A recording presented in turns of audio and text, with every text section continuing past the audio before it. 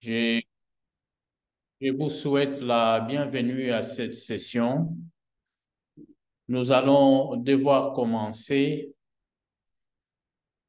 la session et je voudrais rappeler quelques règles.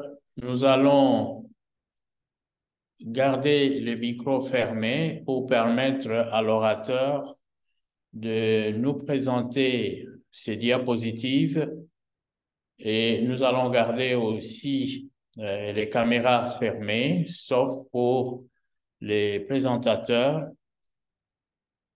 Quand il aura terminé sa présentation, les questions seront posées à main levée pour ceux qui sont panélistes et les autres participants peuvent déposer leurs questions dans le chat pour faciliter euh, le déroulement de notre session.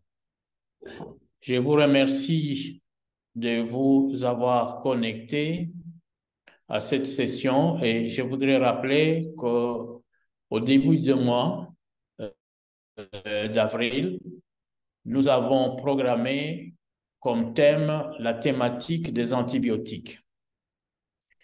Et nous avons commencé par la prescription médicale, ensuite les associations des antibiotiques, troisième communication concernait les mécanismes de la résistance. Et aujourd'hui, notre orateur va nous illustrer par des données de la France et du monde et sur les problèmes de résistance des entérobactéries dans la communauté. Ceci dit, je voudrais commencer par remercier M. Gabriel Brigand d'avoir accepté à présenter ces sujets intéressants aujourd'hui sur ce plateau. Et avant de lui passer la parole, je voudrais d'abord vous présenter qui est M. Birgan Gabriel. Je vais d'abord partager l'écran.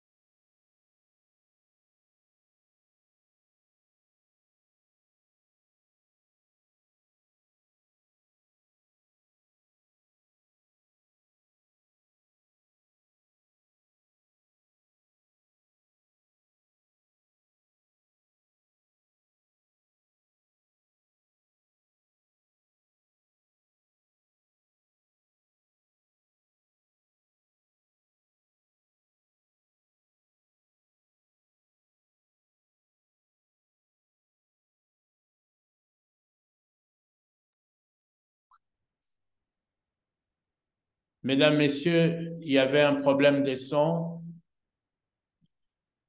Je disais que M. Gabriel est pharmacien de formation spécialisé dans le contrôle des infections.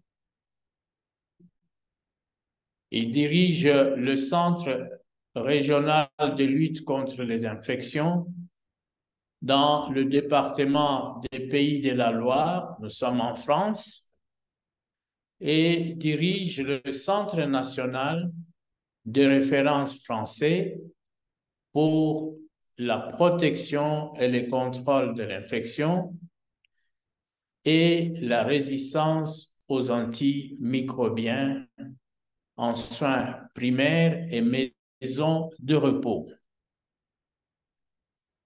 Gabriel est chercheur honoraire à l'unité de recherche pour la promotion de la santé de l'Institut national de recherche pour la santé avec le professeur Alison Holmes et coordonne à temps partiel le contrôle des infections dans l'ouest de la France. Ces domaines d'expertise sont l'infection du site opératoire, la prévention de la résistance aux antimicrobiens, en utilisant des outils innovants dont les sciences de mise en œuvre ou l'ingénierie. Voilà dit en bref ce que je peux appeler les qualités et l'expérience, comme l'expertise aussi, de notre invité, M. Birgan Gabriel. Alors, Gabriel, sans plus tarder, je vous passe la parole. Merci beaucoup, professeur. Bonjour à tous. Est-ce que vous m'entendez correctement de votre côté? Parfaitement. Super. Merci. Donc, je vais partager mon Bonjour. écran. Merci. Bonjour. Bonjour, merci pour cette introduction et cette présentation. Et merci surtout pour votre invitation à ce webinaire qui me fait très plaisir. Donc, je suis ravi d'être avec vous cet après-midi. Donc voilà, je partage mes diapositives. Je pense que ça devrait être bon de votre côté pour commencer la présentation. Donc l'objectif des 30 à 40 minutes à venir, effectivement, c'est de brosser un tableau de la situation actuelle concernant la résistance aux entérobactéries dans le secteur communautaire, c'est-à-dire tout ce qui se passe en dehors des hôpitaux et également en dehors des établissements pour personnes âgées, pour ce qui nous concerne en France, donc la communauté, la population générale dans son ensemble. Et d'essayer de voir à la fois dans nos contrées à nous en Europe, mais également ailleurs, et notamment en Afrique, quel est l'état des lieux et principalement une orientation sur la population humaine et les facteurs associés à cette résistance au sein de la population humaine. Je laisserai de côté, même si je l'aborderai, l'environnement et la population animale, même si vous verrez dans la présentation qu'il y a des liens étroits qu'on trouvera au fil des diapositives.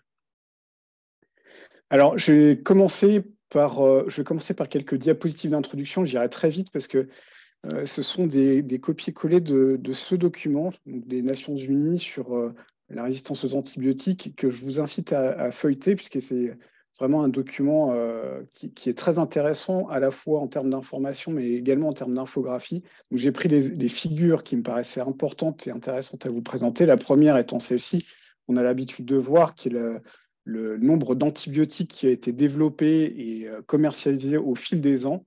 Donc, sur la partie haute de la chronologie, de la frise chronologique, et sur la partie basse du bas, en rose, les résistances qui sont apparues. Donc, ce que l'on constate, et ce qui est assez frappant, c'est d'une part qu'il y a eu un trou dans le développement des antibiotiques dans la phase des années 70, 80, 90, qui a commencé à s'améliorer à partir des années 2000. Mais ce que l'on constate aussi, c'est la concordance entre les flèches vertes et les flèches roses. C'est-à-dire que quand vous avez une flèche verte, la commercialisation des antibiotiques qui est effective, et bien derrière, vous avez une flèche rouge qui correspond à la survenue des résistances aux antibiotiques. Donc vraiment, on a à la fois un problème d'accès de mise à disposition de molécules qui sont efficaces et de développement de ces molécules, mais également des résistances qui apparaissent quasi simultanément avec la commercialisation de ces molécules. Deuxième diapositive que vous connaissez probablement, c'est l'impact sur la mortalité, même si j'y reviendrai après, avec des prédictions qui ont été faites notamment par Jim O'Neill en Angleterre, du nombre de décès attribuables à l'antibiorésistance. En 2050, vous avez sur la partie gauche 10 millions de cas par an prédits de décès associés à l'antibiorésistance. Et en comparaison, eh bien, on voit les autres pathologies, notamment le cancer, qui correspond à peu près au même degré d'impact en termes de mortalité par rapport à l'antibiorésistance. Sur la partie droite de la diapositive, on voit la répartition en fait, de cette mortalité prédite en fonction des continents. Et on peut malheureusement voir que l'Afrique fait partie, au même titre que l'Asie et l'Inde, au premier rang des pays ou des continents qui vont être affectés qui sont affectés par cette problématique. Donc c'est une problématique qui est globale, qui impacte plus certains continents que d'autres, malheureusement. Et on va le voir par la suite que l'aspect communautaire est important dans la diffusion de ces résistances. Alors, une diapositive un peu compliquée, mais c'est volontaire. C'est pour montrer la complexité de la diffusion de l'antibiorésistance. Encore une fois, c'est un copier-coller d'une figure du document des Nations Unies. Donc, vous avez sur la gauche les relations qui peuvent exister entre l'environnement, donc qui est en haut, la partie faune, à la fois sauvage et non sauvage, et puis également l'homme, qui est en fait la partie rose qui est au cœur du système. Et on voit bien qu'il y a des connexions dans tous les sens entre tous ces secteurs-là. Donc ça, c'est un premier élément, c'est que, comme vous le savez, c'est une problématique qui est One Health, une seule santé, qui est globale, et l'homme est au cœur de cette histoire. Deuxième partie, qui est la partie de droite, c'est un aspect qui est également important, c'est que les entérobactéries, plus particulièrement, et d'autres bactéries également, ont une capacité de transmettre leur gène de résistance d'une bactérie à une autre. Donc, on a vraiment cette typicité là, des entérobactéries avec ce gène, espèce de gène plasmique que vous avez probablement, que vous connaissez, c'est ce supplasmique qui va pouvoir se transmettre de manière horizontale à la fois aux mêmes espèces, mais également à d'autres espèces bactériennes au sein des Enterobacteriales, et également se transmettre, bien entendu, de manière verticale, c'est-à-dire qu'une bactérie, en se multipliant, va générer d'autres bactéries qui sont résistantes. Donc ça, c'est un autre facteur qui est très important. La pression de sélection, qui est évoquée également dans ce document-là, pression de sélection à la fois par l'antibiothérapie, mais aussi par l'utilisation de biocides. Vous avez les désinfectants ici, les ammonium quaternaires, qui vont sélectionner des bactéries résistantes. Et par darwinisme, par évolution sélective, eh bien, on va avoir des bactéries qui vont qui vont être sélectionnées, et ce sont celles qui sont résistantes qui vont rester à la fin. Vous avez sur la partie de droite ce qu'il est à l'heure actuelle décrit comme étant présent en termes de contamination dans l'environnement, en termes d'antimicrobiens. Et on peut voir que tous les pays ne sont pas égaux vis-à-vis de cette exposition dans l'eau, cette contamination aux antimicrobiens. Et on voit bien que l'eau, derrière toute cette histoire, joue un rôle majeur. Et c'est représenté sur la partie de gauche de la diapositive. On a une production d'antimicrobiens qui provient de l'industrie, qui provient des hôpitaux, qui provient de l'utilisation humaine et qui va venir contaminer l'ensemble des secteurs que j'ai évoqués précédemment. Donc le secteur environnemental avec l'eau, les boues, d'épandage et compagnie, puis également le secteur vétérinaire avec l'ensemble de la flore animale, qu'elle soit sauvage ou domestique. Autre aspect, c'est la répartition au sein même de l'environnement à partir des zones urbaines et rurales, où on va avoir par ruissellement ou par effet climatique eh bien, une diffusion de cette antibiorésistance au sein des eaux de boisson, au sein des eaux stagnantes. Donc on verra au fil de la présentation que ces facteurs-là, dans les études qui sont à l'heure actuelle disponibles, se retrouvent de manière assez systématique, donc les eaux dormantes, stagnantes, dans lesquelles on va pouvoir se baigner notamment, mais également les eaux que l'on va pouvoir utiliser, notamment les eaux pour se laver ou les eaux de boisson. Et puis également la flore sauvage. Vous avez au milieu de cette rosace la flore sauvage, et puis également, vous avez sur les parties extérieures tout ce qui va influencer sur la contamination de la flore sauvage avec cette antibiorésistance. Vous avez la flore domestique, vous avez les plantes, l'élevage, et puis tous les rejets, les effluents que l'on va avoir à partir de notre activité humaine dans nos activités quotidiennes. Une autre problématique que l'on connaît bien, c'est que malheureusement, c'est une épidémiologie, une épidémie qui est non visible, ou quasi invisible. La seule partie visible que l'on a, c'est la partie des personnes qui sont infectées. On va avoir des prélèvements cliniques, on va avoir un retentissement clinique et symptomatique, alors que la colonisation, qui est la partie immergée de l'iceberg, elle est non visible, et c'est celle-ci qui va générer de manière asymptomatique la transmission, qui est un grand pourvoyeur de la transmission de ces bactéries. Et ça, c'est un facteur majeur. Alors, que devons-nous prioriser quand on parle de la résistance aux antibiotiques? Alors, il y a plein de priorités possibles. Nous, hygiénistes, ce que l'on a tendance à prioriser, c'est les bactéries qui sont commensales, donc commensales mangées ensemble. Elles sont présentes dans notre flore, dans nos microbiotes. Elles tirent un avantage d'être présentes dans notre microbiote, et nous, on tire un avantage qu'elles soient présentes dans notre tube digestif, par exemple, pour les entérobactéries. Le problème de ces commensaux, c'est qu'ils peuvent devenir résistants, on va le voir par la suite avec les EB et les SE pour les entérobactéries ou les EPC, et que le portage, la colonisation, elle est prolongée. Voilà. Donc on a ce facteur de portage durable qui va vraiment être un facteur important, et avec des réversibilités de la résistance qui sont moins importantes que d'autres bactéries, comme les bactéries dites saprophytes, comme le Pseudomonas ou la Cinétobactère, où là on a des portages qui sont théoriquement plus courts et qui vont être influencés directement par la pression de sélection, qui sera aussi le cas des commensaux, mais de manière peut-être un peu moins directe et un peu moins réversible en termes de résistance. Donc voilà les deux grandes catégories. On a les sélections de mutants, principalement chez Pseudomonas, avec une résistance qui est réversible. Et puis sur la partie de droite, vous avez les EB, les SE, les EPC, les ERV, les SARM, que l'on considère comme étant porteurs de résistance stable, avec des transmissions, comme je le disais, plasmidiques entre espèces qui sont possibles, notamment chez les entérobactéries. Donc voilà la priorité à l'heure actuelle pour ce qui nous concerne. Nous, en Europe, ce sont les EB, les SE, qui sont endémiques chez nous, et puis les EPC qui sont émergentes. Donc, je vais faire un focus sur ces deux types de bactéries.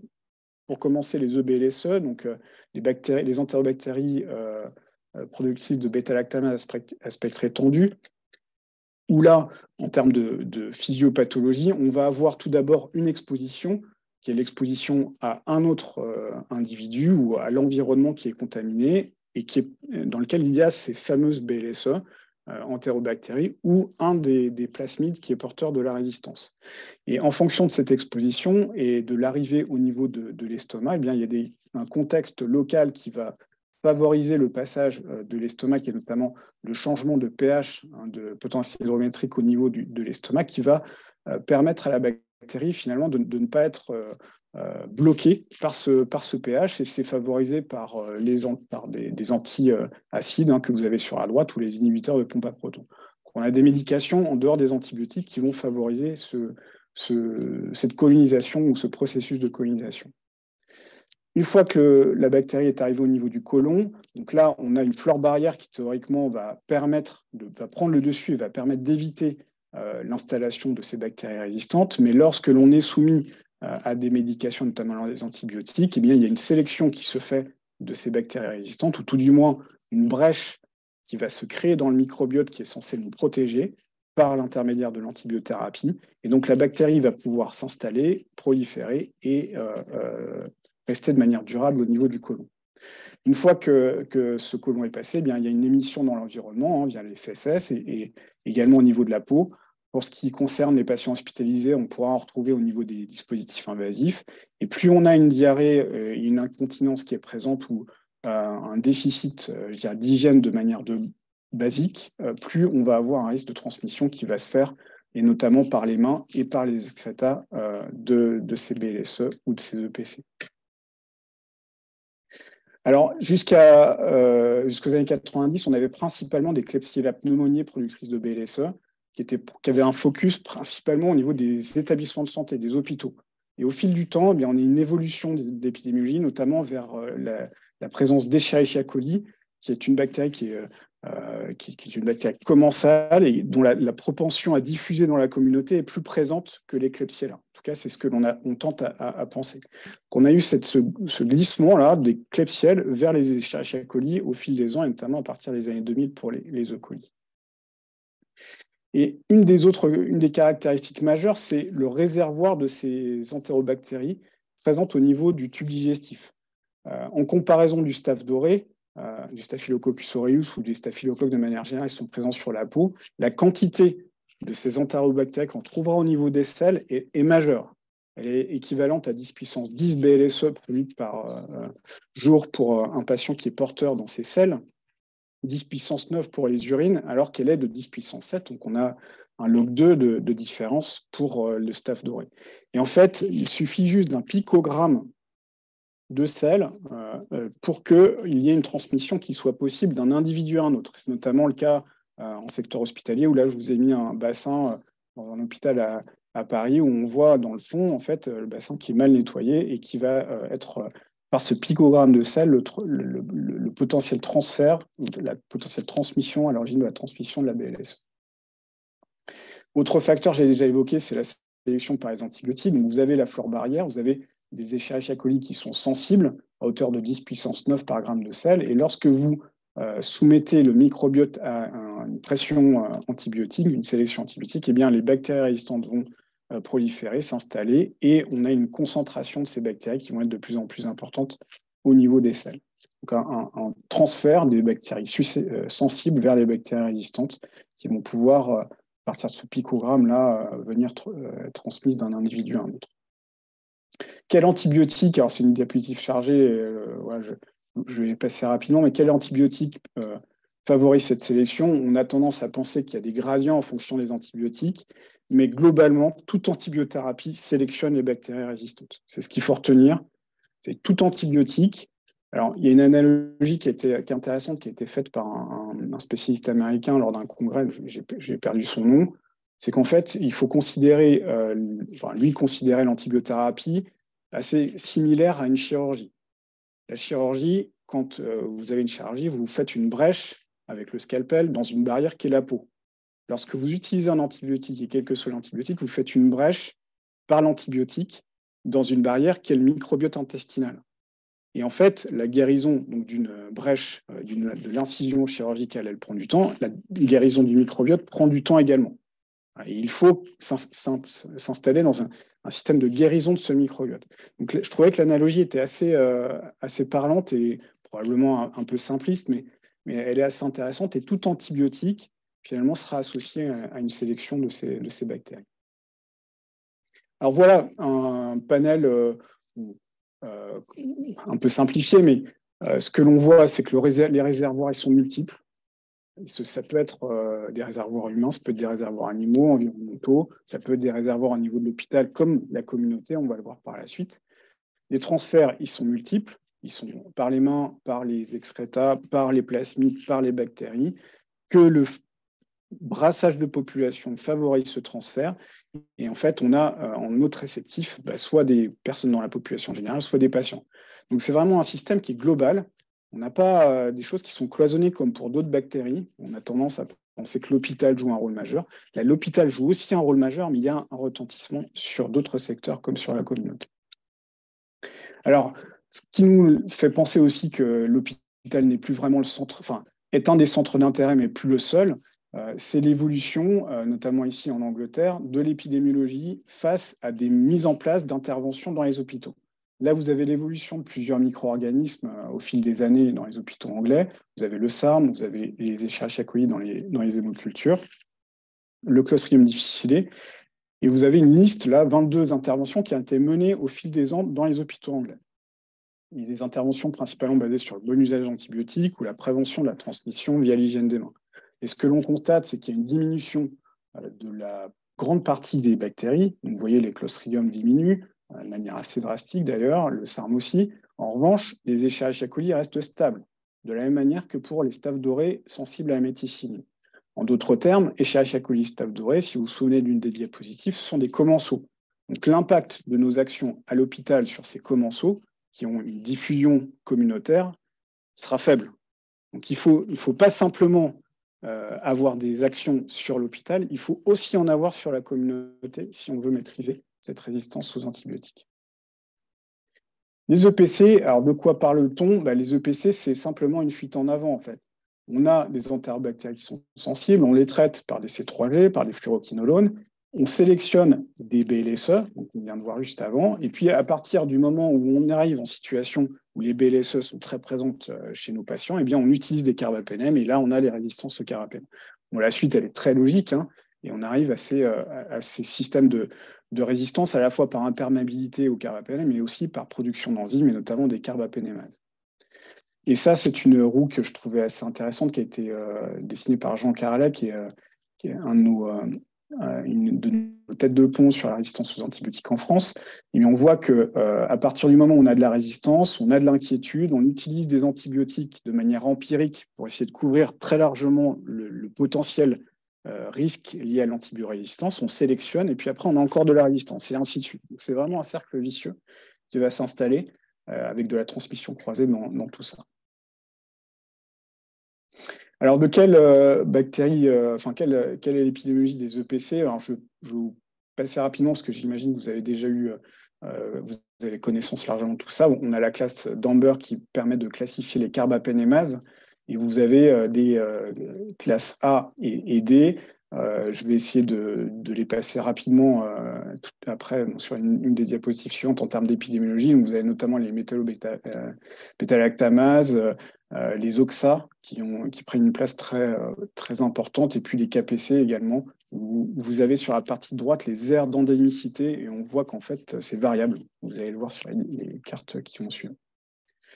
Alors, quelle est l'épidémiologie des entérobactéries résistantes en communauté? Donc, j'ai essayé de regarder les données que l'on avait à l'heure actuelle à notre disposition, notamment à l'échelle internationale. Donc, vous avez probablement connaissance du GLASS Report, qui est le rapport de l'OMS sur la résistance aux antibiotiques, qui était le dernier étant de 2022.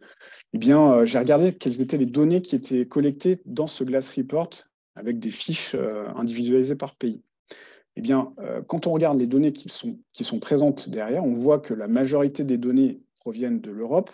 On a un manque de données provenant des autres pays en dehors de l'Europe, et que la majorité des données proviennent d'hémoculture et de prélèvements urinaires.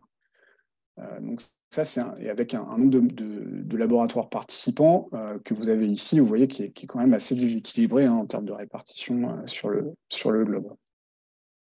Quand on regarde les données qui concernent la communauté, c'est-à-dire tout ce qui se passe en dehors de l'hôpital, alors là, on est assez déçu. En gros, dans un rapport qui fait plusieurs dizaines de pages, voilà l'essentiel de ce que vous pouvez trouver sur les données de résistance en communauté. Vous avez Escherichia coli au sein des infections urinaires, Klebsiella pneumoniae au sein des infections urinaires, la résistance à la ciprofloxacine, puis la résistance aux bactéries, donc au cotrimoxazole. Et vous avez, donc on voit des résistances qui sont de 31%, 32% à peu près. Voilà. Mais en fait, on ne sait pas exactement quel est le niveau de multirésistance de ces bactéries. Les seules informations que l'on a, en fait, ce sont des informations qui correspondent au mélange de l'ensemble des prélèvements qui ont été recueillis, qui sont des prélèvements à la fois de l'hôpital et de la communauté, mais principalement de l'hôpital. Et en fait, on a des niveaux de résistance aux céphalosporines de troisième génération de 40%, mais qui correspondent très probablement à l'épidémiologie hospitalière globale, et non pas à l'épidémiologie communautaire. Donc en fait, les données communautaires, quand on regarde ce GLASS Report, on est assez déçu. On n'a pas vraiment une vision claire de ce qui se passe. On a des mélanges entre la ville et l'hôpital, on a des mélanges entre les pays à haut niveau de revenu et les pays à niveau de revenu intermédiaire. Donc on est assez déçu.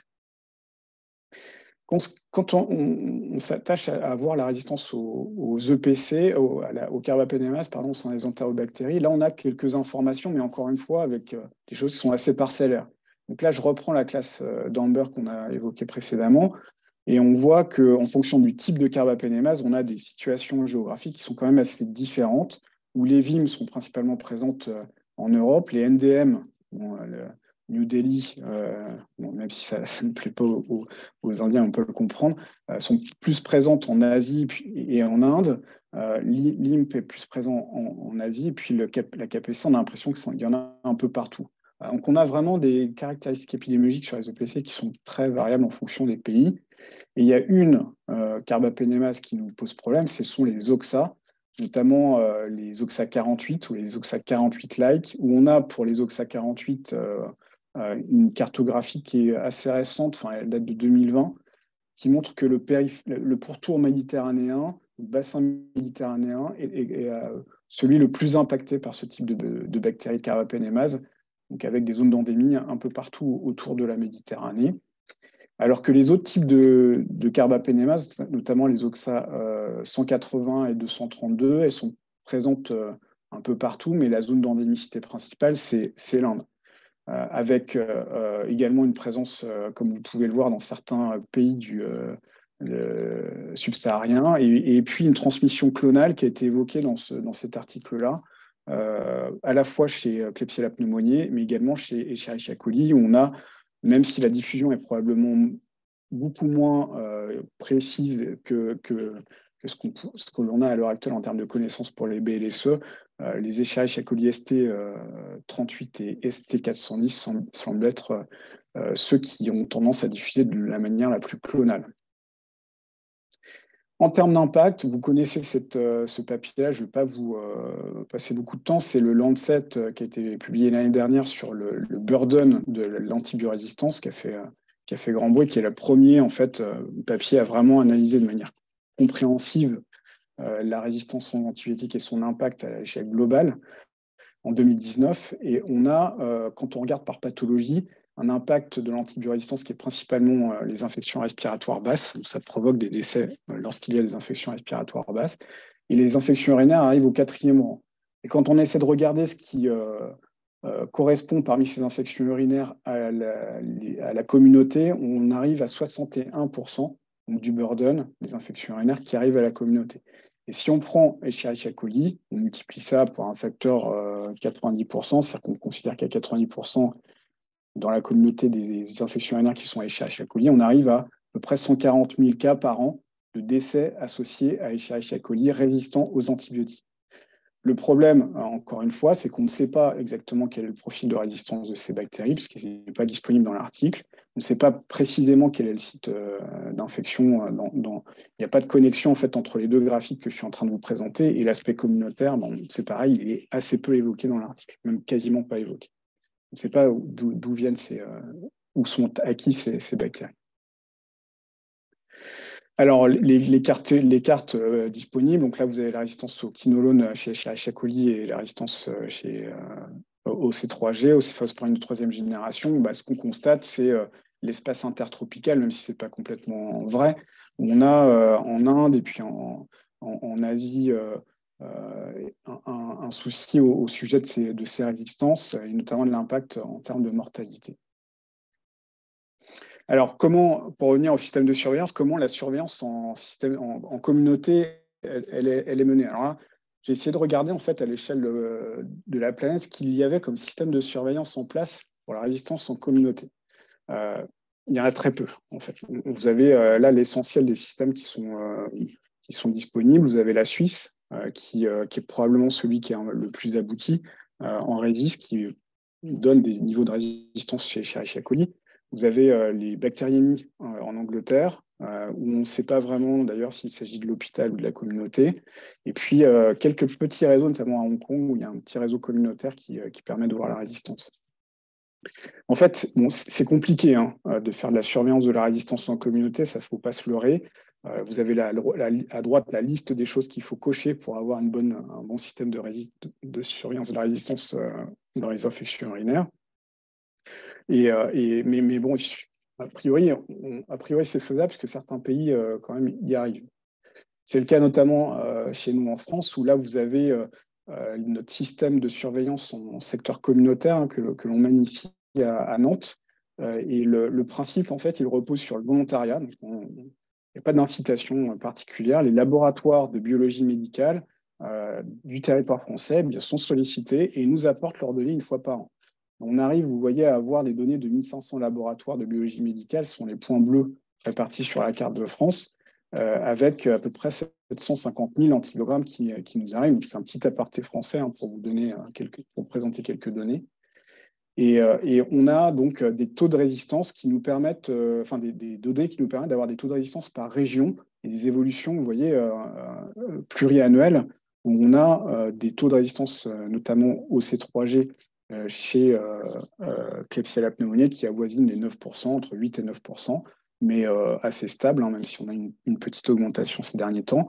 Et pour la communauté concernant les Escherichia coli, là, sur les infections urinaires, on est à peu près 3%, donc avec une évolution aussi assez stable.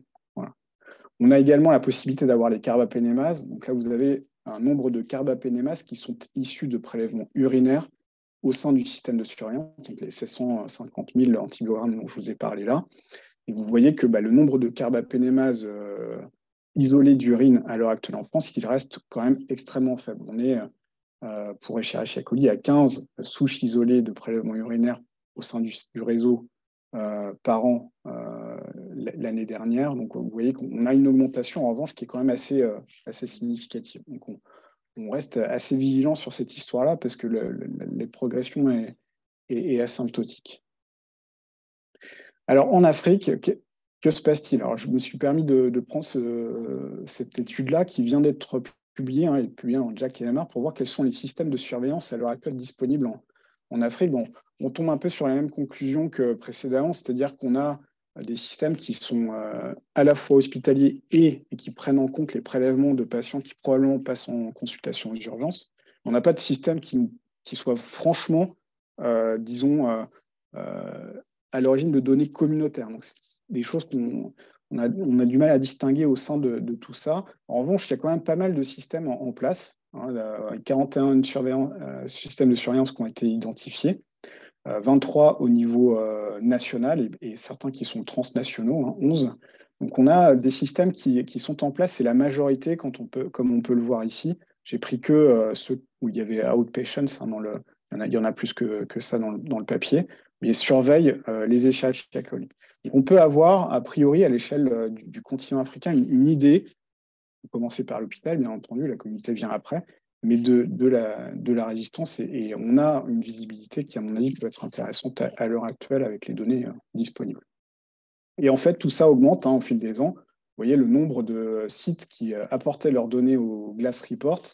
Eh bien, on voit qu'on a un nombre de sites qui passe de 35 sites en 2018 à 251. Donc vraiment une amélioration intéressante des systèmes de surveillance sur le continent africain qui tente à vraiment s'accroître de manière significative. Et là, on a vraiment, je pense, une perspective, un futur intéressant sur ce volet de la surveillance. Concernant le portage digestif, donc là, on a parlé d'infection urinaire, de prélèvement clinique. Là, on va parler de portage dans le tube digestif. Donc là, les données, comme vous pouvez l'imaginer, puisque c'était déjà le cas pour les prélèvements cliniques où on avait des données parcellaires, là, c'est encore plus parcellaire. Parce que, bien entendu, avoir des prélèvements de dépistage, ce n'est pas simple. Et donc là, vous avez une revue de la littérature qui a été publiée en 2021 qui présente les évolutions et l'état des lieux des pourcentages de colonisation en fonction des pays.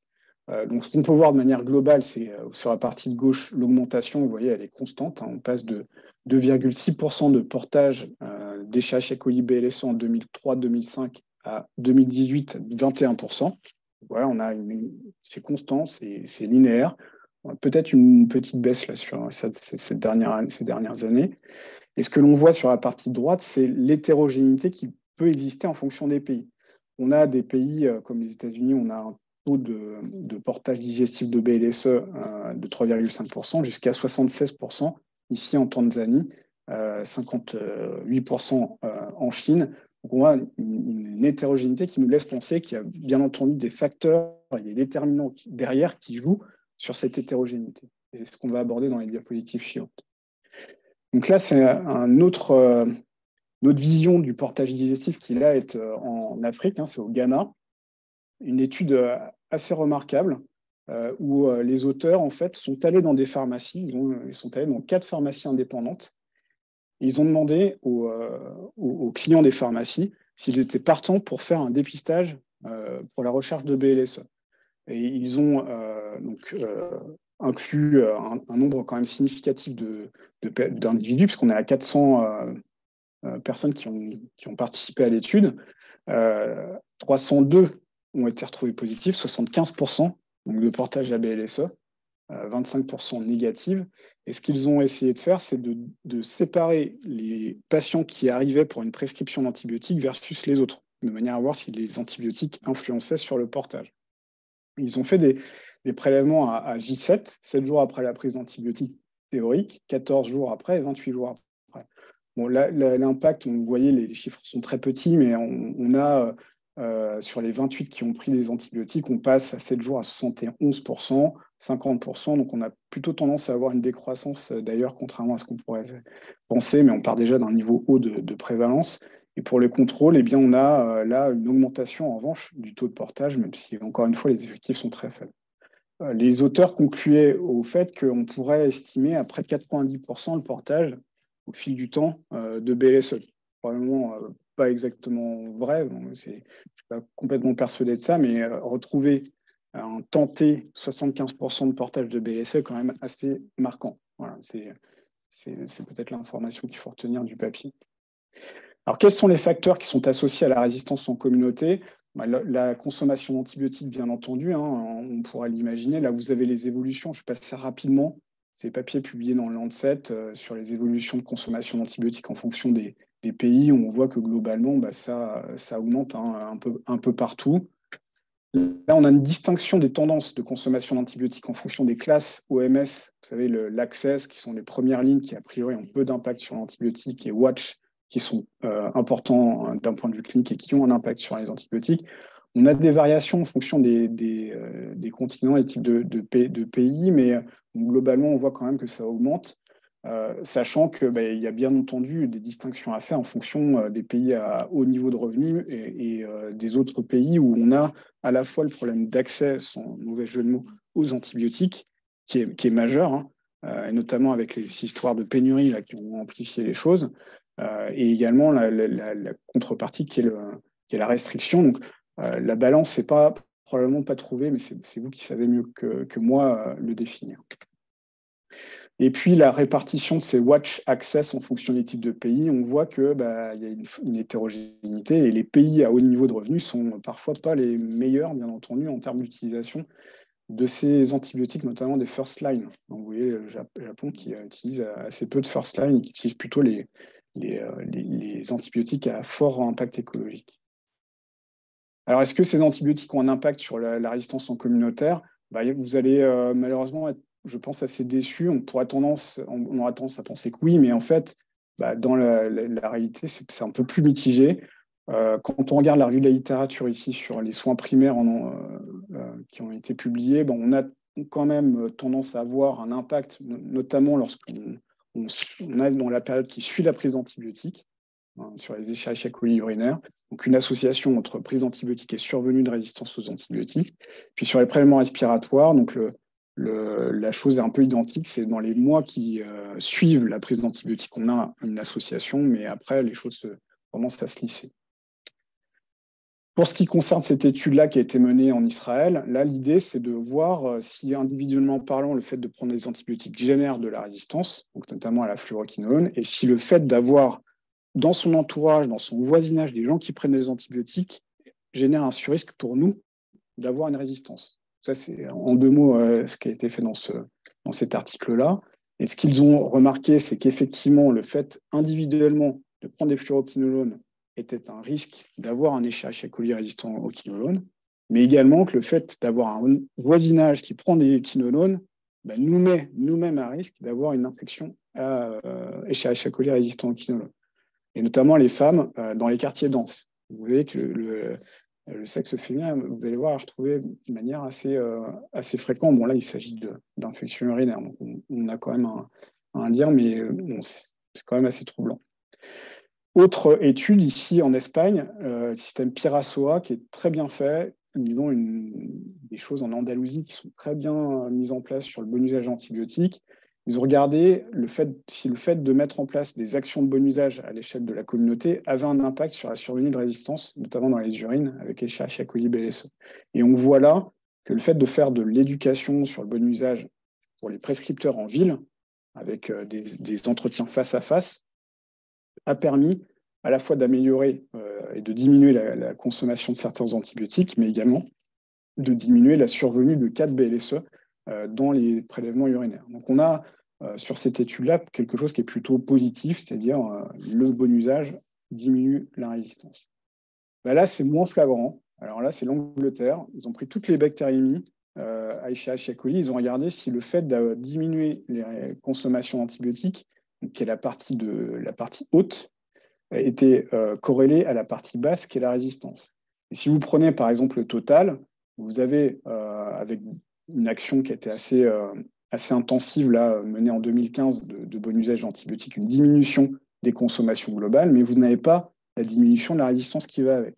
Vous avez à peu près la même chose, sauf sur la partie droite, vous avez la même chose sur l'amoxicilline acéclavulanique. Donc on a, pour cette étude-là, qui est menée à l'échelle nationale, oui, il y a 6800 prescripteurs, prescripteurs, 150 000 bactéries. C'est vraiment des gros volumes, hein. On n'a pas d'impact flagrant de la résistance, de la relation conso-résistance. Donc pour revenir à cette relation conso-résistance en communauté, ben on est un peu entre deux chaises. On ne sait pas trop. Probablement que ça en a, hein, bien évidemment, mais l'impact n'est pas complètement significatif et prouvé à l'heure actuelle. Pour les autres facteurs, donc notamment les facteurs socio-économiques, là, il y a des choses qui sont intéressantes qui sont sorties. Alors, c'est la carte ici, c'est la carte des variations de pourcentage de souches résistantes aux céphalosporines de troisième génération à Chicago. Chicago, en fait, vous avez le lac Michigan qui est là, c'est une ville qui est assez dense, et puis ils ont en fait réparti par quartier la ville. Ils ont regardé quels étaient les pourcentages de souches résistantes au C3G. Ils ont regardé quels étaient par quartier les niveaux socio-économiques.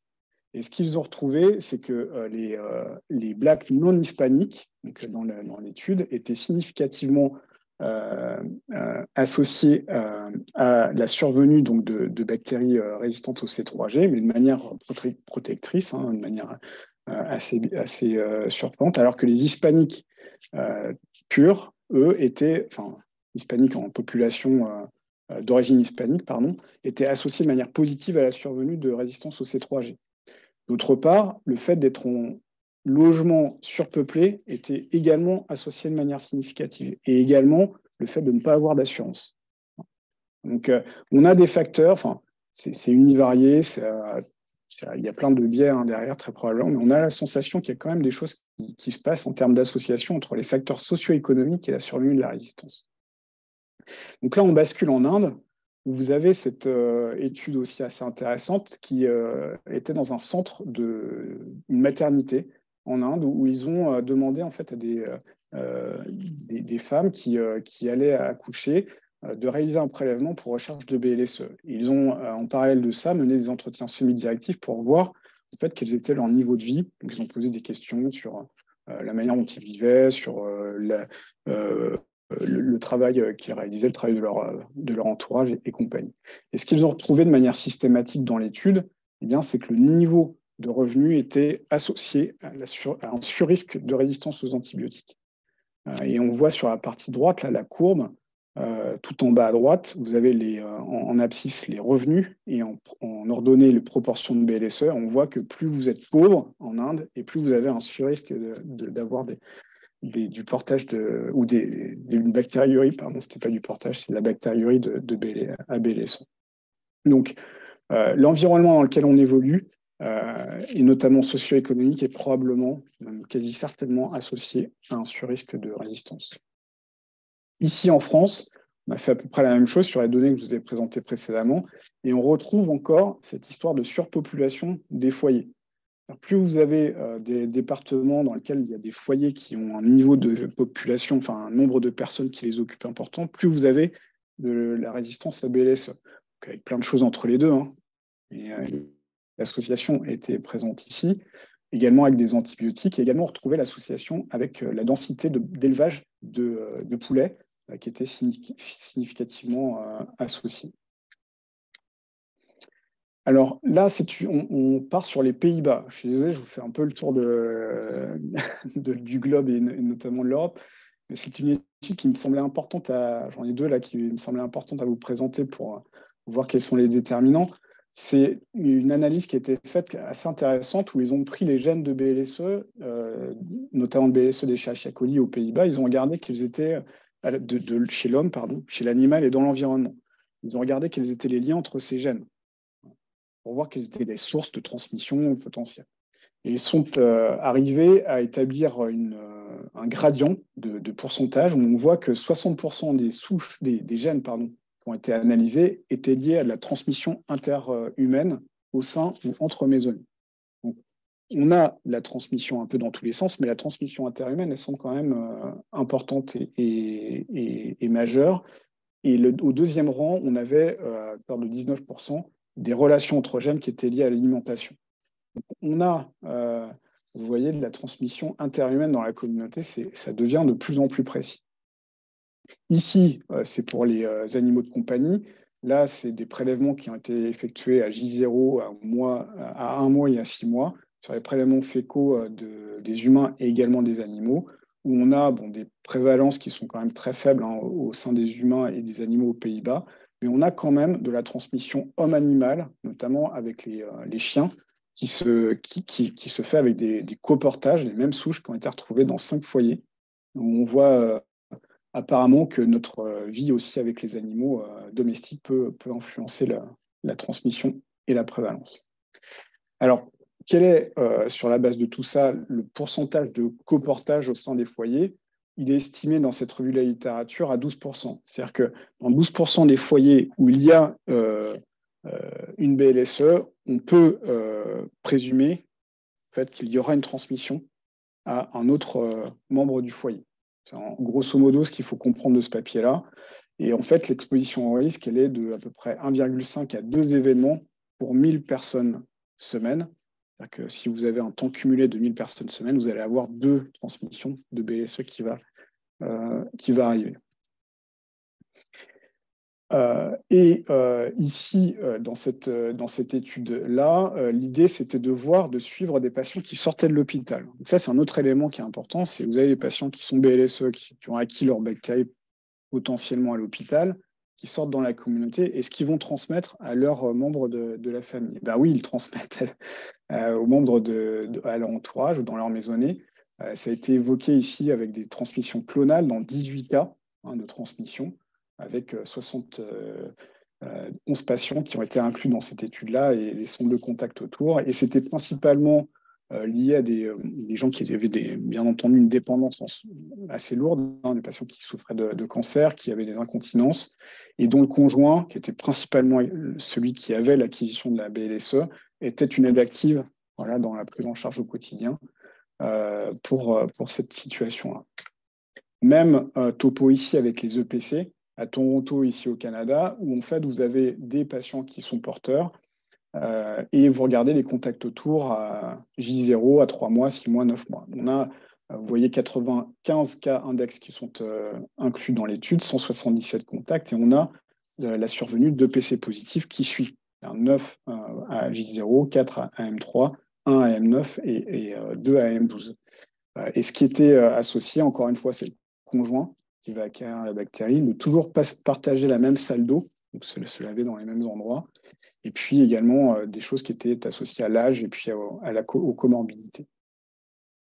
Et je vais terminer la présentation par cette étude qui est la plus récente que j'ai trouvée sur le sujet, enfin il y en a d'autres probablement, qui est là au Malawi. Donc là, on va être sur le continent africain, avec une analyse longitudinale de cohorte sur 18 mois, où des collègues qui ont mené cette recherche sont attachés à essayer de voir quelle était la transmission donc microbiologique au fil du temps dans les maisonnées. C'est au Malawi, dans 4 régions, notamment des régions urbaines et périurbaines, mais aussi une région rurale. Et là, donc, il y a 4 points qui ont été intégrés. Sur ces 4 points, ils ont fait des prélèvements par prélèvement de sel, à la fois des hommes, mais aussi des prélèvements des animaux, et puis dans l'environnement également qui les entoure. Ce que l'on a en termes d'information, on a quand même 259 maisonnées qui ont foyers qui ont été inclus, ce qui est quand même majeur. 2500 prélèvements, c'est vraiment une belle étude, hein. C'est assez remarquable, avec une prévalence, donc Malawi, qui est estimée à 37% de portage de BLSE chez les hommes, chez Escherichia coli.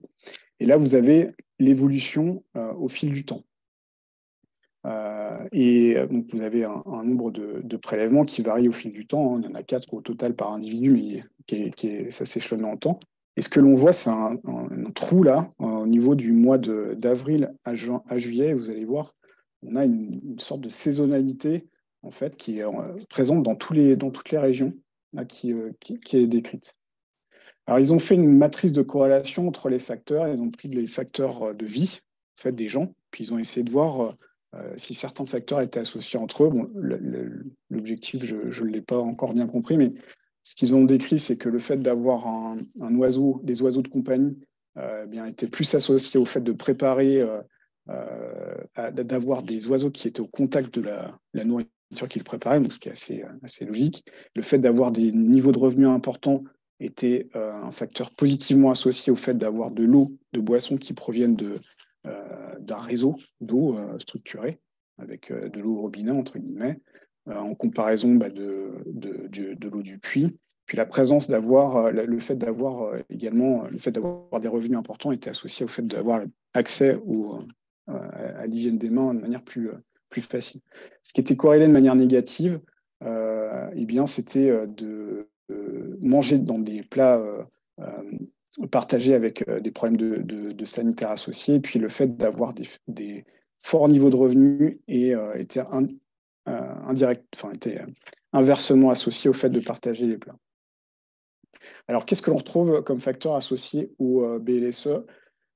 Donc, comme facteur de risque, on trouve le fait d'avoir des problèmes d'eau de boisson, notamment avec de l'eau provenant du puits, le fait d'avoir des animaux qui sont au contact de la nourriture, et puis vous avez également la défécation en secteur ouvert et le fait d'avoir des élevages à proximité, notamment des élevages de moutons, de chèvres et de bétail. Et puis également le contact avec la rivière. Alors, il était émis le fait que se baigner dans les eaux stagnantes, comme on l'a évoqué précédemment, était associé. Quand on prend le modèle ajusté, c'est un modèle, ils ont fait un modèle hiérarchique ajusté sur l'ensemble des facteurs pour limiter les biais.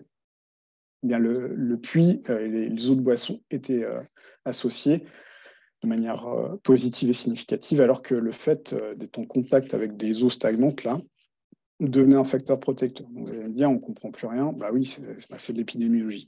Parfois, on a des choses qui sont dans un sens, qui sont dans l'autre. Enfin, voilà. Donc, c'est pour peut-être le résumé de cette petite partie-là, c'est de prendre un peu de distance quand même avec les résultats de toutes ces études-là. Et en facteur protecteur, on avait le fait d'avoir une toilette qui était couverte, et puis le fait d'avoir, encore une fois, d'avoir des eaux de boisson qui soient par un réseau d'eau structuré. Donc, ce que concluaient les auteurs, ce qu'ils discutaient, c'est qu'on a un niveau de prévalence qui est plus important durant la saison humide, voilà, au Malawi, dans cette étude-là, avec un des arguments qui serait en fait, le fait d'avoir des boues, le fait d'avoir des crues qui, en fait, par continuité, vont venir contaminer d'autres aspects, notamment les eaux de boisson, enfin d'autres secteurs. D'avoir, durant les saisons humides, le fait qu'on soit en intérieur, favoriser la transmission au sein des maisonnées. Et donc, on a un taux de portage qui est estimé à 37% et qui, là, apparaît supérieur à celui qu'on a, priori, en Afrique subsaharienne, observé précédemment, qui était plutôt de l'ordre de 18% précédent. Donc, les femmes, là, étaient associées également à un surrisque. Ce qu'ils expliquaient derrière, c'était le fait de s'occuper des enfants, de s'occuper de la maison, qui les exposait à potentiellement avoir un risque de contamination féco-orale. Et puis, le fait de couvrir les sanitaires, les toilettes, là, ils expliquaient ça par le rôle des mouches. Ça a été décrit effectivement plusieurs fois. Les mouches qui peuvent transporter des bactéries, notamment les entérobactéries résistantes aux antibiotiques. Donc, la conclusion, c'est que les facteurs environnementaux sont majeurs, que les facteurs WAT qu'on va voir juste après sont également majeurs et peuvent être des drivers ou, à l'inverse, permettre de prévenir la transmission de la résistance. Donc, je vais conclure par cette diapositive avec une présentation qui est peut-être un peu plus longue que prévu. Qu'est-ce qu'il faut retenir de tout ça? Alors, il y a plein de choses à retenir, hein, vous allez me dire, mais la première, c'est que la surveillance en communauté, elle est parcellaire. Il faut commencer par l'hôpital. On n'est pas encore au bout du chemin sur la surveillance de la résistance à l'hôpital, mais la communauté doit venir après. Et pour tout vous dire, à l'heure actuelle, il y a une étude là en Europe pour voir quels sont les pays qui ont une surveillance communautaire en place. Il y en a peu en Europe à l'heure actuelle. On n'a pas de surveillance du portage. C'est valable dans tous les pays. Est-ce que l'utilisation ou l'analyse des eaux usées, qui permettrait d'avoir une prévalence indirecte, serait intéressante à mettre en place? Moi, je le pense. Et il vaut mieux avoir une information, même si elle est imparfaite, que de ne pas avoir d'information du tout. La collaboration internationale, bon, ça va de soi, mais elle est extrêmement importante pour mener tout ça, ces systèmes de surveillance. Il faut mieux comprendre la transmission communautaire parce qu'elle existe. La transmission intramaisonnée, on l'a vu, elle est présente. Il faut mieux comprendre la dynamique, il faut mieux comprendre les aspects de saisonnalité. Elle est variable, bien entendu, en fonction du contexte. On ne peut pas comparer l'ensemble des études là que je viens de vous présenter. Il y a des choses qui sont épidémiologiquement très différentes. En revanche, quand on regarde les études, on voit quand même que les facteurs socio-économiques, ils reviennent aux États-Unis, ils reviennent en France, ils reviennent en Inde et ailleurs. Donc, on a quand même des choses qui sont communes entre tous ces secteurs. Et puis, le bon usage d'antibiotiques est un socle, hein, bien évidemment, de tout ça. Donc voilà, j'ai peut-être pris un peu plus de temps que prévu, mais je souhaite vous remercier pour votre attention et je suis à votre entière disposition pour la discussion. Voilà, merci beaucoup. Merci beaucoup, Gabriel, pour cette brillante communication. Vraiment, merci.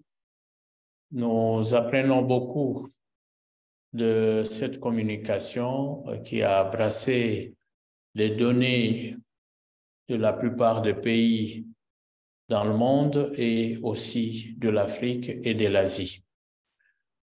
Je voudrais demander aux panélistes qui sont présents de dire un mot avant d'ouvrir le débat. Qui se jette à l'eau? Je peux commencer? Oui, vous pouvez commencer. Voilà, merci Gabriel. Il n'y a pas de surprise pour moi. Je savais que ça allait être très instructif et puis global.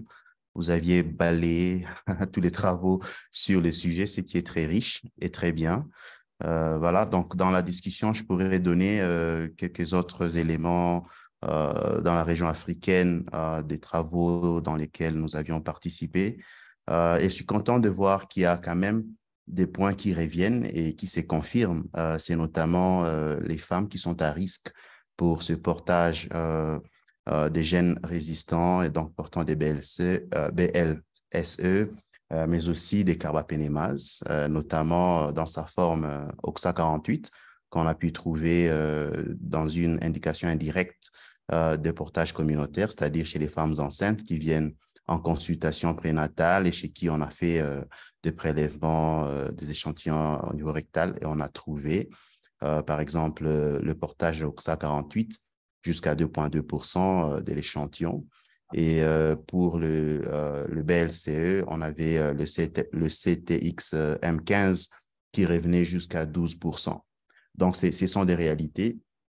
Et parmi les facteurs qui étaient liés à ce portage, on avait des facteurs de risque indépendants. Dans les modèles de régression ajustés, on avait des facteurs tels que la présence, justement, d'un puits autour de la maison, l'utilisation de ce puits-là. Et il y avait aussi cette notion de lessive autour du puits.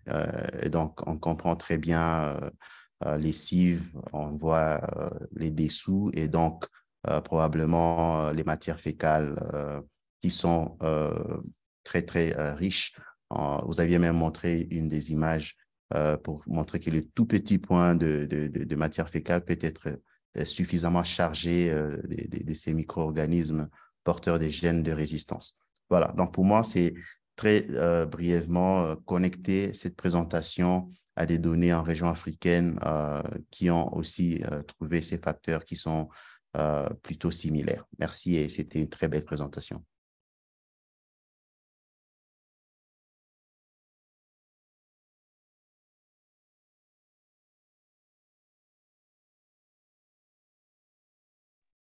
Professeur, j'aimerais bien faire également un commentaire pour féliciter Gabriel pour ce travail, je dirais, impeccable et qui permet d'éveiller la conscience, d'éveiller l'attention.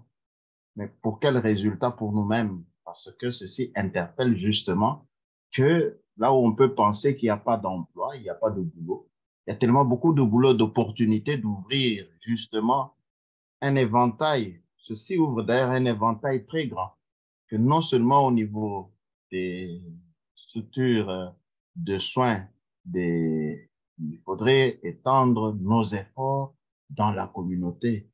Mais si déjà au niveau des formations sanitaires, il est difficile de pouvoir faire un travail et de mettre des gens en contribution, des laboratoires qui puissent permettre à ce que nous puissions aller jusqu'au séquençage d'un certain nombre de choses, on se pose bien la question, quel serait justement l'avenir? Parce que on peut avoir des germes au milieu de nous et des très nombreux qui sont ignorés parce que quand on prend la RDC qui est un sous-continent et qu'il faille couvrir toutes les provinces, qu'il faille couvrir toutes les régions, on peut avoir des indicateurs, mais qu'est-ce qu'on peut faire comme action après avoir vu ceci? Je crois que peut-être dans les discussions, cela peut interpeller les uns et les autres et apporter justement ou éveiller l'attention des autorités ainsi que de nous-mêmes qui sommes personnels de santé, non seulement dans la communauté, mais dans les formations sanitaires. Donc, merci beaucoup et félicitations encore une fois pour ce travail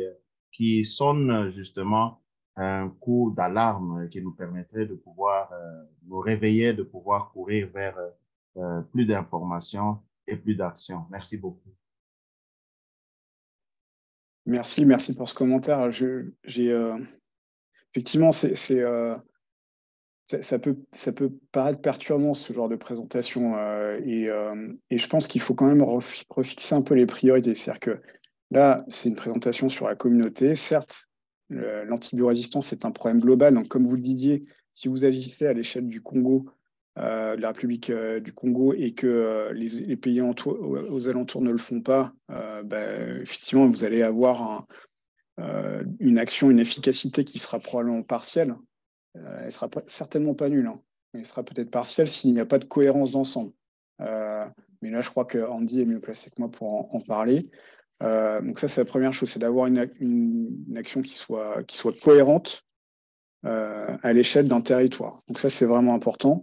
Après, pour revenir à votre premier point, c'est de dire, voilà, OK, il se passe plein de choses dans la communauté et ça fait un peu peur, entre guillemets, même si on le savait. Mais nous, déjà, à l'hôpital, on n'y arrive pas. Je crois qu'il faut refixer les priorités. Pour moi, la priorité, dans la génération, ou le robinet, entre guillemets, de l'antibiorésistance, ça reste l'hôpital, hein. Il faut commencer par le commencement. Ça, c'est le premier point. Deuxième point, il faut commencer par des choses simples. Donc, quand je vous entends parler de séquençage, nous, on n'a pas de séquençage ici au CHU Nantes. On aimerait bien, moi, comme vous, hein, mais on n'a pas de séquençage. Il n'y a pas de séquençage en routine et même en recherche, pour tout vous dire. Donc, en fait, je crois que ce qu'il faut, c'est se centrer sur des choses qui sont centrales. Et comme vous le disiez, vous avez tout à fait raison, commencer par l'hôpital. Et deuxième chose, commencer par des choses simples et pas se lancer dans des choses compliquées. Si on commence par se lancer dans les choses compliquées, là, on va se perdre. Et derrière, on va se décourager, on va se démotiver. Donc, je suis désolé, c'est assez basique ce que je suis en train de vous dire. Mais je crois que c'est ça, hein, l'essentiel. C'est la communauté, c'est important. Il faut faire des choses simples aussi en communauté. Il faut faire les deux. Mais il ne faut pas commencer par la communauté, de mon point de vue. Il faut faire les deux en parallèle, mais avec un focus quand même hospitalier qui ne soit pas négligeable, hein.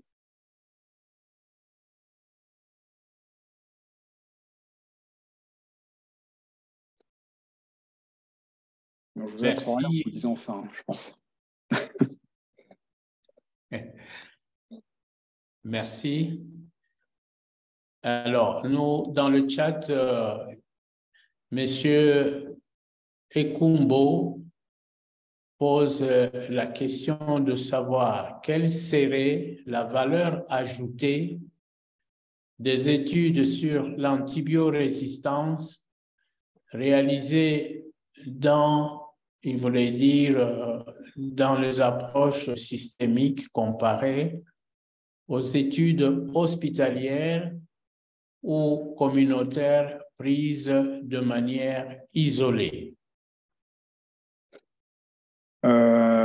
C'est une bonne question. Le problème, c'est un problème de complexité, hein, d'intégrer l'ensemble. Pour vous dire là où nous, on en est, on a à l'heure actuelle un problème d'intégration de nos bases de données. C'est-à-dire qu'on a des surveillances qui, en France, hein, on a des surveillances en réanimation. On a des données à la fois de microbiologie, de patients et compagnie. On a des données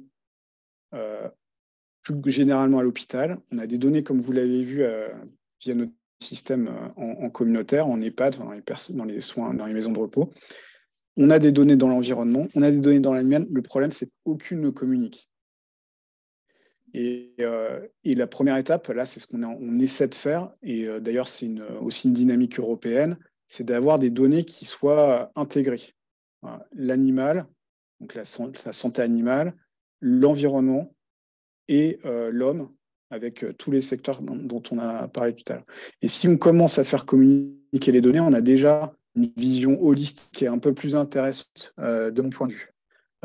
Mais vous voyez que nous, on n'y est pas là. On n'y est vraiment pas. Et l'Europe, encore moins, enfin, de manière générale. On est peut-être, avec d'autres pays en Europe, les plus avancés en France sur des systèmes de surveillance en place. Donc, oui, il faut avoir une vision holistique des choses. C'est un problème qui est One Health, c'est un problème qui est une seule santé. Il faut intégrer l'ensemble des secteurs. Le problème, c'est de faire connecter ces différents secteurs, de faire connecter les différents individus qui sont derrière les secteurs, qui n'est pas simple, on ne parle pas toujours le même langage. Et puis, c'est d'avoir aussi des données, d'avoir des moyens pour mener ces études-là. Hein. Et c'est vraiment pas simple. Hein. Et il faut le faire, c'est la finalité. Hein. Je crois qu'il faut, à la fin, il faut s'attacher à ça. Mais commençons peut-être secteur par secteur, à avoir des choses qui soient un peu plus précises, quoi. Merci pour cette série de réponses. Nous allons passer la parole à Andy qui a levé la main. Andy, vous avez la parole. Merci, professeur, et merci pour cette question. Je n'ai pas voulu, en fait, taper la réponse. Je voulais que Gabriel aborde en premier et avoir une discussion live comme ça. En fait, Gabriel a ramassé, en fait, les éléments essentiels et il faut dire ici que la surveillance reste l'un des problèmes majeurs en Afrique. Premièrement, parce que la plupart des éléments que nous avons ne sont que cliniques. On a une capacité très faible des laboratoires et j'aime bien ces commentaires sur le séquençage complet qui n'est pas accessible à tout le monde et même d'ailleurs en Europe. Vous venez de le mentionner. Donc, il faut commencer par des éléments simples. Donc, ici, moi, je peux vous conseiller de manière pratique au niveau de votre institution sanitaire ou votre hôpital. Vous faites des petites études selon vos moyens pour avoir ne fût-ce qu'une idée de la situation dans votre milieu. Ensuite, si vous pouvez combiner ces études et en faire une revue systématique et même une méta-analyse, ça, c'est des choses que vous pouvez faire. Il y a des capacités en Afrique pour le faire. On en a déjà fait pas mal. C'est pour avoir une idée sur un pouvoir statistique assez grand pour tirer des conclusions assez représentatives et donc vous mettre sur le schéma des actions beaucoup plus informées par des preuves scientifiques. Voilà pourquoi l'approche systématique, pour répondre à ce que Gabriel a dit, ça vous donne une idée globale, une compréhension globale des éléments. Mais il y a aussi cette interconnexion entre les différents mondes animal, agriculture et monde humain. Donc, on utilise tous des antibiotiques à un niveau ou à un autre. Et donc, une seule santé, c'est l'approche finalement qui est conseillée, ou pas, bon, pas pour dire conseillée, mais c'est l'approche de plus en plus qui est repris partout en termes d'études de la résistance aux antimicrobiens. Voilà.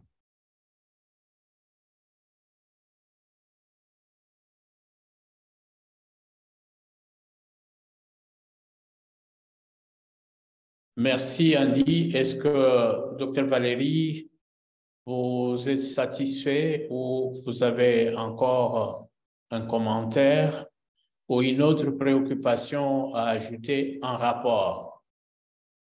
Non, professeur, dans le débat, nous allons contribuer. Je suis content et c'est un éveil formidable pour lequel il faudra continuer à réunir des efforts et au minimum de pouvoir avancer. Merci pour. Merci beaucoup, Dr. Valérie.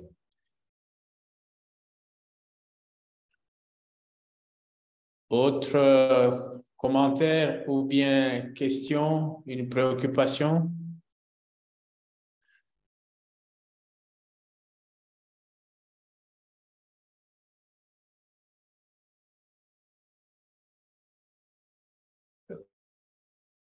Oui, Andy, je ne sais pas si c'est une ancienne main.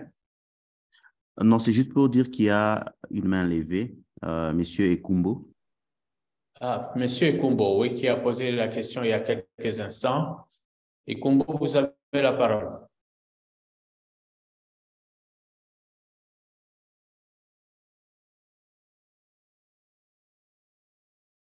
Monsieur Ekumbo, est-il déconnecté? Je ne sais pas. Non, professeur, je suis là. Merci pour la parole.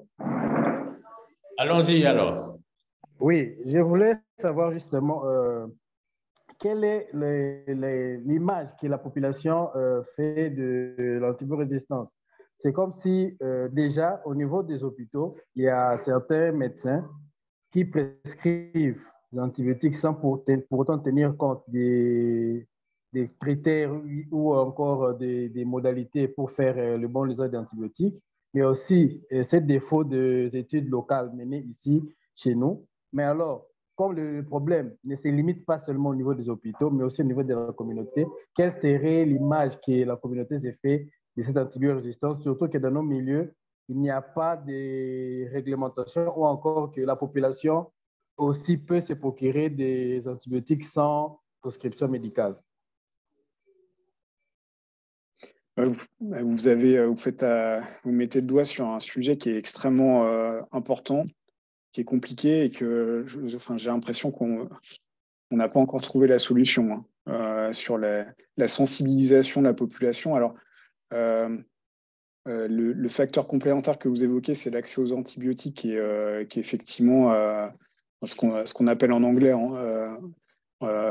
c'est over the counter, donc en direct. Nous, on n'a pas ce problème-là en France. Il y a d'autres pays européens où c'est problématique. On a accès aux antibiotiques sur prescription.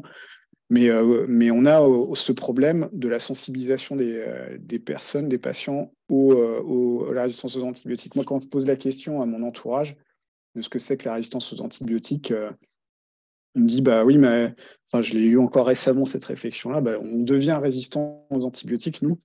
Alors, je ne sais pas si c'est partagé par vous, mais c'est souvent la vision qu'en ont les personnes qui sont pas sensibilisées au sujet. Malheureusement, je pense que c'est la règle en fait. On a encore très peu de connaissances sur le sujet. On a beaucoup de pédagogie à faire, quel que soit le pays, quel que soit l'endroit. Et vous, avec la difficulté en plus que vous avez effectivement cet accès aux antibiotiques qui est à la fois complexe et à la fois facile, quoi. Et là, il y a, à mon avis, de la sensibilisation, de la communication de masse à faire sur ces résistances aux antibiotiques. Peut-être que les réseaux sociaux sur des franges de population, peuvent être intéressantes à mobiliser pour informer sur la thématique. Pour ce qui nous concerne en France, il y a Santé publique France, donc qui est notre entité, notre organisme qui fait la santé publique, qui a fait de la communication de masse. Honnêtement, là très récemment, dans les radios, dans les journaux, voilà. Honnêtement, l'impact, pour l'instant, je ne le vois absolument pas. C'est-à-dire que je ne crois pas que ça ait touché beaucoup de monde, malheureusement, malgré l'effort. Et on a juste eu une campagne qui a touché beaucoup de monde, c'était en début des années 2000, qui était un slogan, c'est les antibiotiques, c'est pas automatique, qui là est vraiment resté dans les esprits. il y a eu un impact quand même sur la diminution de la consommation d'antibiotiques. Mais depuis, on a une augmentation de la consommation et je pense que la connaissance en population générale, elle reste très faible, malheureusement. Donc oui, c'est un vrai problème, il faut s'y attacher. Les patients sont des vrais leviers. Bon, après, il y a aussi d'autres problèmes qui est la connaissance, la compréhension. C'est la health literacy, c'est-à-dire la compréhension de ces éléments-là, de ces problèmes-là qui sont quand même complexes. Même nous, on a du mal parfois à les comprendre. Donc, mais il faut faire l'effort. Les patients sont clés. La population générale, si on ne la fait pas comprendre, si on ne fait pas de pédagogie, je pense qu'on prêchera un peu dans le désert, quoi. Mais je suis preneur de vos avis, si vous en avez sur le sujet. Merci beaucoup pour cette suggestion de Kumbo sur la sensibilisation. Il est vrai, il faut sensibiliser la population sur l'importance et l'opportunité de l'utilisation des antibiotiques pour éviter ce que nous craignons le plus, parce qu'il n'y a pas de nouveaux médicaments qui sont fabriqués. Il faut que nous puissions gérer ce que nous avons en toute intelligence, mais en plus de la sensibilisation, nous devons sensibiliser aussi les pouvoirs publics. Ils doivent mettre des garde-fous que personne ne peut aller s'acheter un antibiotique sans prescription médicale. Parce que ce que nous vivons au quotidien, quelqu'un, il se diagnostique lui-même une maladie, il va chez le pharmacien, il paye pour peu d'argent, il ne paye pas pour toute une dose, il s'envoie des antibiotiques pour 2-3 jours et puis il va attendre encore 3-4 jours pour avoir de l'argent et continuer avec les antibiotiques. Ce sont des mauvaises habitudes. Donc, la sensibilisation, je suis tout à fait d'accord avec vous, mais que le pouvoir public intervienne aussi pour régler les ventes et l'organisation des pharmacies. Il y a Andy qui a demandé la parole. Je vous l'accorde. Très rapidement, parce que je vois qu'il y a quand même 3 mains levées.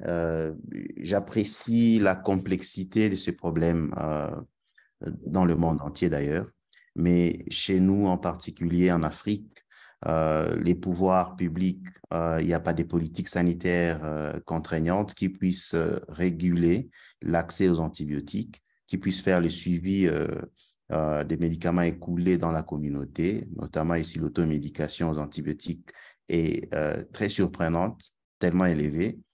Moi, je parle de mes études personnelles chez les femmes enceintes. Jusqu'à 16% à Cape Town avaient accès aux antibiotiques sans prescription. Donc, le concept over-the-counter que Gabriel a fait mention existe, mais est allé au-delà parce que ces antibiotiques étaient quand même réservés. Malheureusement, ces femmes avaient accès à ces antibiotiques, d'où le portage des gènes qui codent pour la résistance, comme les OXA48, comme le CTX M15, c'est quand même très effrayant. Voilà. Il y a 2 mains levées. Oui, j'ai peut-être occulté mon écran. Je pourrais d'abord lire la question de M. Aaron. Je pense qu'il a entendu que Gabriel s'est intéressé beaucoup aux plaies chirurgicales. Alors, il pose la question de savoir quid sur l'antibiothérapie de couverture devenue habitude, surtout après toute chirurgie. Gabriel? Vous connaissez les recommandations de l'OMS, hein, c'est arrêt on ne continue pas l'antibioprophylaxie au-delà de la procédure chirurgicale. Donc, il ne devrait pas y avoir sauf certains cas très particuliers de prolongation de l'antibioprophylaxie en post-opératoire. Je pense qu'on est tous d'accord là-dessus. Malheureusement, effectivement, on a encore des pratiques qui perdurent là-dessus, et c'est le cas chez nous aussi en France. Hein. C'est un peu le cas partout, je crois. Hein. Pour avoir travaillé aussi avec l'Inde, c'était le cas avec nos collègues chirurgiens là-bas. On a cette crainte que le patient il aille mal, et puis en fait, malheureusement, c'est contre-productif. C'est-à-dire que le fait de garder une antibiothérapie post-opératoire va peut-être compromettre en fait la sécurité du patient malgré lui. Et d'ailleurs, malgré ce que peuvent penser les chirurgiens. Donc oui, je ne peux que constater comme vous le problème de ces pratiques, ouais, qui perdurent et qui sont des problèmes de représentation, hein, et de connaissance.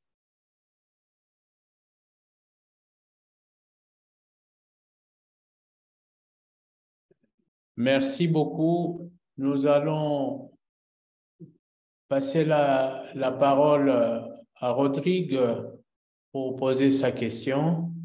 Rodrigue? Oui, merci bien, professeur. Ce n'est pas une question, plutôt je salue la complexité du sujet sur l'antibiorésistance qui reste une très grande réalité, que ce soit chez nous, que ce soit dans le monde entier. Et c'est vrai, comme l'a dit le docteur Andy, c'est un sujet très complexe et nous, malheureusement, on est malheureux que le pouvoir public n'ait pas réglementé tout ça. La prescription, les antibiotiques restent très ouverts à la majorité des gens sans prescription médicale. Nous menions une étude qualitative dans la communauté sur la prise ou l'utilisation des antibiotiques. Et on a été surpris à quelle échelle ou à quelle facilité la population pouvait accéder à n'importe quel antibiotique sans vraiment une seule prescription. Peut-être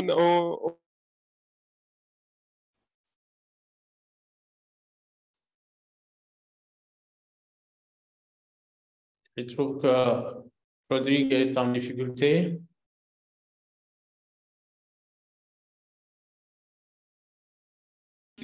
Déjà dans Bien, nos il est déconnecté. Nous allons... Vous me saisissez?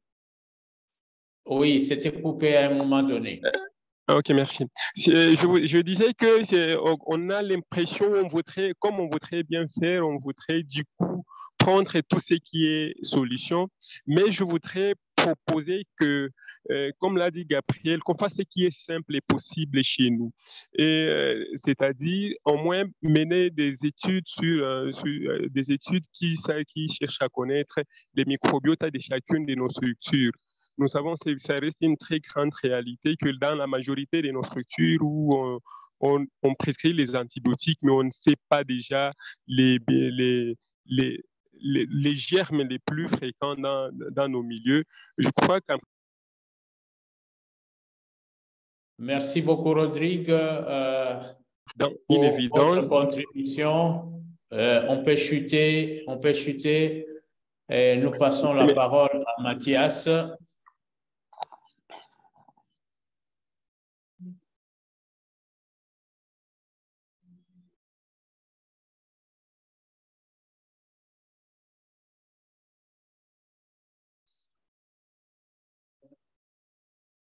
Est-ce que vous entendez, Mathias? Moi, je ne l'entends pas.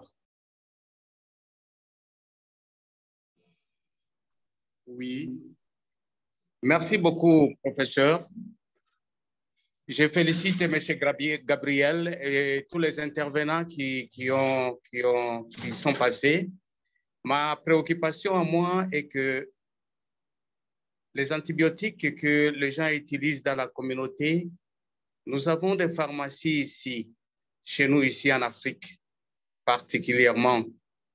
On ne sait pas si ces pharmacies remplissent les conditions de conservation des antibiotiques en particulier.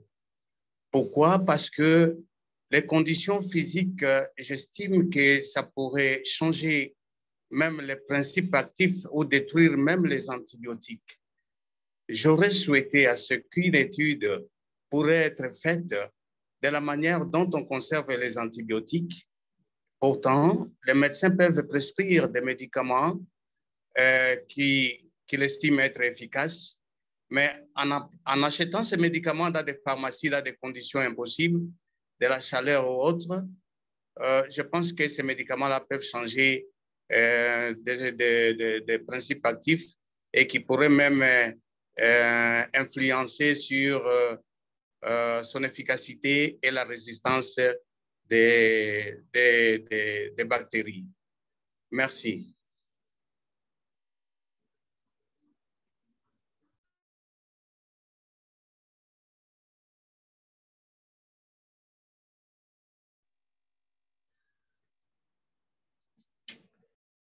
Je disais que merci Mathias pour cet rapport, pour cette contribution et surtout ce souhait d'études sur le type de médicaments en fonction de la conservation et la qualité des pharmacies. J'ai demandé à Gabriel s'il a un mot à ajouter ou à répondre à Mathias. Merci. Oui, bah effectivement, c'est quelque chose de très important, hein, ce que vous évoquez là. C'est le circuit du médicament, quoi, dans son ensemble, et notamment sa phase de stockage et de conservation. Et également, oui, la production des médicaments est aussi un enjeu important. C'est-à-dire que à la fois, il faut en avoir, mais comme je le disais, mais la production, ce qu'on peut voir en Inde, en fait, notamment, qui est quand même un gros producteur d'antibiotiques, c'est que les industries, tout autour, on retrouve dans l'ensemble des cours d'eau qui sont en périphérie des industries pharmaceutiques, et bien des concentrations d'antibiotiques qui sont majeures. Donc on a aussi cet aspect-là disons, de respect, entre guillemets, de l'environnement qui entoure l'industrie pharmaceutique, hein, dans la production des médicaments. Alors pour revenir aux pharmacies, oui, je ne sais pas si, c'est d'ailleurs une question, vous avez des systèmes d'inspection des pharmacies, est-ce qu'il y a des systèmes de contrôle qui sont à l'heure actuelle en place, notamment pour voir dans quelles conditions sont stockés et conservés les médicaments? Oui, ça existe, mais leur efficacité reste à examiner aussi. Ça existe sur papier et dans les faits. Mais les résultats, c'est à examiner. Chers participants, nous allons clôturer la session, mais je reste avec la dette de la parole de M. Mukulumba qui demandait la parole. M. Mukulumba, si vous êtes encore avec nous, vous pouvez poser votre question et c'est la dernière avant de conclure notre session. M. Mukulumba.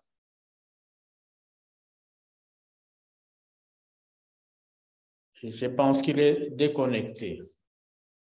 Mukulumba.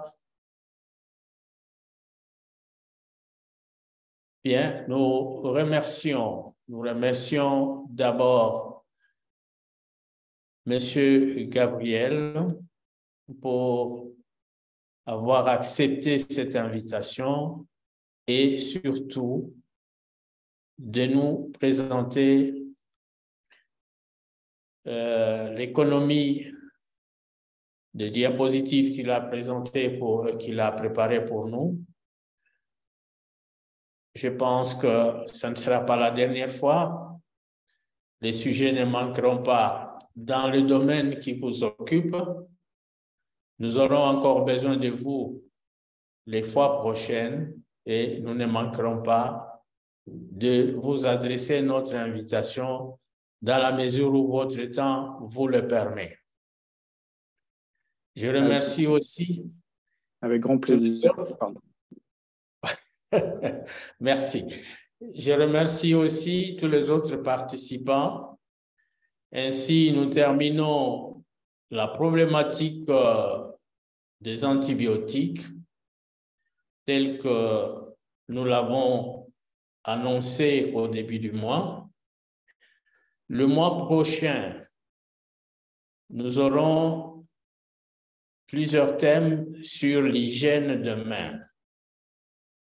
Et il y aura une série de communications